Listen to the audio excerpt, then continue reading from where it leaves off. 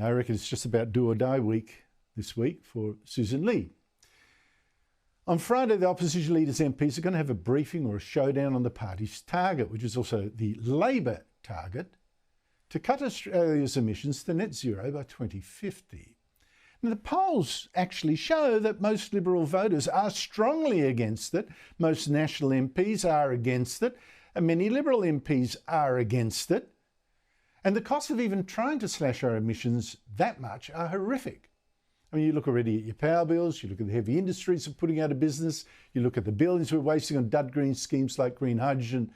And just today, airlines warning that tickets are going to cost more than $1,300 more on average by 2050 if they have to use green fuel. And all this pain, when, as the former chief scientist admitted, Australia couldn't make any measurable difference to the climate anyway, we're too small. Yet still, this issue is going to split the Liberals because on the one hand, there are MPs who see, yes, there is horrific damage being done to our economy. But on the other hand, there are MPs, especially in Victoria, who are terrified that they'll lose their seats if they oppose net zero because so many Australians believe in the warming scare. Now, note that really carefully. Almost every Liberal I've heard saying that Susan Lee should stick with this net zero target says they want that because it's popular. Net zero is popular and not because it's a great policy, it's going to make great difference to the climate, won't cost much. They don't say that. You take the obscure Liberal Senator Andrew McLaughlin in the last week posted this story on his website about himself saying the push to dump climate targets was out of touch with the voters, business leaders, international markets. Nowhere did he say that cutting our emissions that hard was actually good for our economy and would stop hurricanes, fires and floods, because as you know, they will not. So this isn't an argument between Liberal moderates and the Liberal rights. It's actually between Liberals too scared to speak the truth and Liberals who know they must. And to me, there's only one compromise. The Liberals should insist on cost versus benefit of a green scheme. Is it going to cut the temperature, but it will cost a lot? Then don't do it. If it's going to ruin the landscape with wind towers, but doesn't lower temperatures, don't do it. Cost versus benefits. Lower emissions, yes, by all means. That's playing it safe, but do it only in ways that don't cause more harm than good. Joining me is the political panel, Michael Kroger, former Victorian Liberal President, Steve Conroy, former Labor Senator and Cabinet Minister. Michael, good to see you both, in fact. What should Susan... Good to see you. Welcome back. Welcome back, mate. Welcome Good to see you. Thanks to you both. Thanks to you both. Michael, what do you reckon Susan Lee should do or will do? Well, Andrew, I put it in this context. When Labor opposed boat turnbacks for years and years and years and then relented, people thought that's very odd. They didn't have credibility. Don't forget we opposed nuclear for the 9 years we were in government, from 13 to 22, and then had to come to Jesus and decided we were actually in favour of nuclear power. And people thought, but you've done nothing for 9 years in government. So fast forward to today, we've been supporting net zero for years. Originated it, supported it, backed it through various elections. Now we're saying to people, oh no, we don't believe that anymore. Now, of course, international situations have changed both with nuclear and with net zero, but it's hard to sustain an argument that we're now opposed to net zero, given that we've been in favour of it for so long. The electorate thinks, what are we to make of these people? They change their minds all the time on these major issues. So I think the answer is to keep everybody happy and have a credible policy. You remain in favour of it as a target, not as a legislated target, as you've said, as a target, but you limit the cost of it. You say, given it's going to make no difference to the climate, it's going to do immense damage to our country, there is a dollar cap on what we're prepared to spend on this. If you go over it, well, it's going to increase emissions because we're not spending any more. And don't forget, the coalition has to fight this argument alone. You know, it wasn't able to win the nuclear argument. We can't rely on the BCA or the business community. It's just basically Dan Tehan and a couple of spokespeople have got to win this argument against something that we helped make a religion in this country because we supported it for so long, Andrew.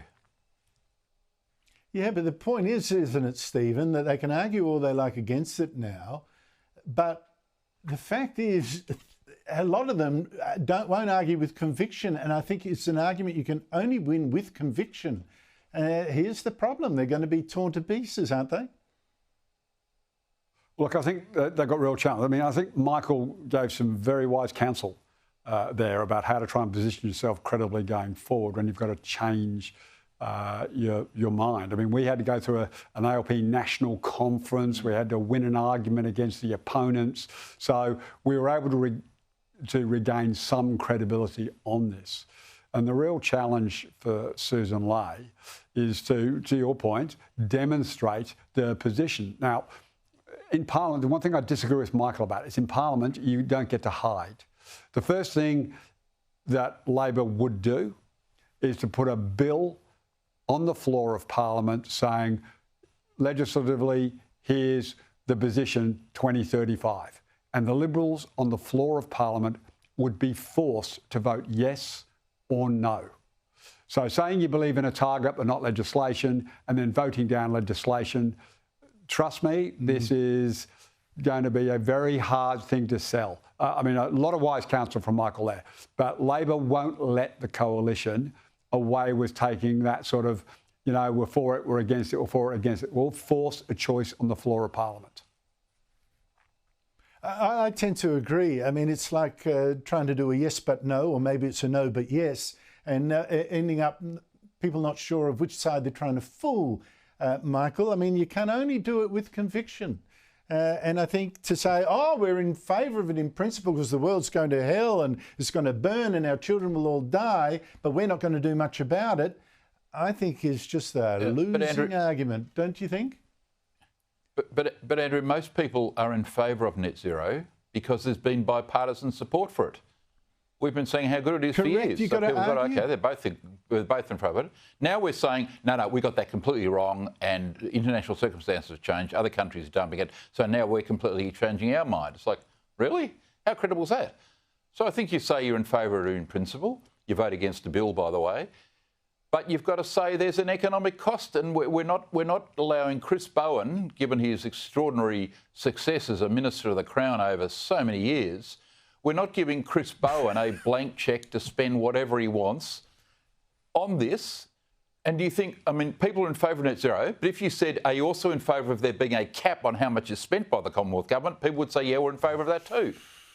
So I think that's sort of a sensible compromise. I just think it's hard for the coalition to win arguments when they've said they're in favour of something, now we're against it. We're against nuclear, then we're in favour of it. It's like people think, well, you know, it's very hard to change your position. But you want to win arguments on the environment? I think it'd be better to focus on other arguments, wouldn't it be, to the next election rather than net zero? Maybe something that we've got a brand equity in, like economics. All very well, but as Stephen said, you can't hide from this argument. That it will be shoved in your face. Stephen, the Prime Minister today called the Chinese Premier his friend and said nothing to him publicly about China's Air Force threatening one of our RAAF planes again a week ago. Was that sensible of him? Look, it's called diplomacy, okay? So Albo goes to the US and Donald Trump calls him a friend. Does anyone really believe it? No, of course not. It's diplomacy. Albo goes to China or meets with the Premier of China. They have a conversation. They have a private conversation, which is the normal way that these things are put. I mean, we've said publicly it was unsafe behaviour. We've criticised it publicly. But when you're face-to-face, there's degrees of when to escalate. Now, I'm not going to say I know all the details and pretend to pass judgment, but the normal way is to raise it face-to-face. He's been accused in the past of being unwilling to raise issues face-to-face. Well, he said, I raised it. But does that mean you then start slugging it out at a press conference for the media's fun? No, absolutely not. He is steering the middle course. Let me just say, you have just given me more reason to believe something that Sarah Henderson raised on Insiders yesterday, this allegation that you were being considered by the Deputy Prime Minister to replace Kevin Rudd after Donald Trump said that he hated, well, this is before Donald Trump said he hated him for insulting him in the past. This is Sarah Henderson. Have a listen to this. I have been told on very reliable sources that Richard Marles, the Minister of Defence, and the Deputy Prime Minister met with the Minister for Trade, Don Farrell, last November and discussed replacing Kevin Rudd as ambassador. And their preferred candidate was Stephen Conroy. She seems to have good mail there, Stephen. I know that I've considered you for Australia's ambassador. Is it true? Look, I can promise you, hand on heart, I have never been approached by anybody to be. I mean, if you remember when this all first started before Rudd was appointed, I ruled myself out. And Andrew, I know you've not been on the show for a while, but if you trawl through my commentary on Donald Trump, I've probably been a little more publicly critical of Donald Trump than Kevin Rudd. It doesn't matter. You simply say, Mr. President, that was before I was appointed ambassador. Yes, exactly correct. Easy. Michael Kroger, Stephen Conroy, thank you very much. Ambassador Conroy, thank you very much Andrew. to you. Good to see you back. Ambassador Conroy. Ambassador. Good to see you back. Excellency. Ambassador, thank you.